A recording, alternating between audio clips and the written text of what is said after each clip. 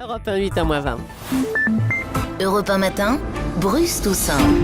L'édito politique d'Europe 1 matin, Caroline Roux, bonjour. Bonjour Brice, bonjour Julie. Bonjour à tous. Caroline. Le gouvernement a dû faire face au premier mouvement de colère des profs qui se poursuit aujourd'hui avec une journée d'action. C'est l'électorat de François Hollande qui se rebelle. Est-ce qu'on peut dire que c'est la fin de la lune de miel ? Oui, ou le début du rapport de force. Le réveil est sans doute douloureux pour tous ceux qui ont cru que la gauche était plus forte que la crise, qu'elle arrivait avec un traitement de faveur pour service rendu. L'électorat de François Hollande a été dissous dans les engagements de la France. Et le peuple de gauche n'est sans doute qu'au début de ces mauvaises surprises. L'Élysée est passé en mode combat.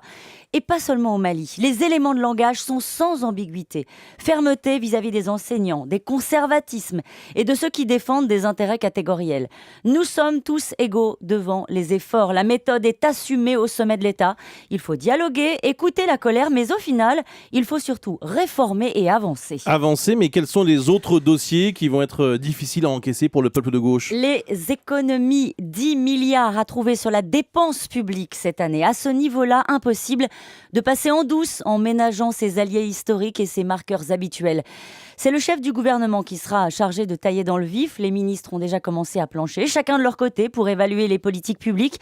Ils défileront dans le bureau du Premier ministre pour démontrer l'efficacité de la dépense. Sinon, la calculette restera bloquée sur le moins. Formation professionnelle, aide au logement, agences publiques d'État. Les grands discours sur les missions de service public doivent se conjuguer avec l'objectif de ramener le déficit à 3% du PIB.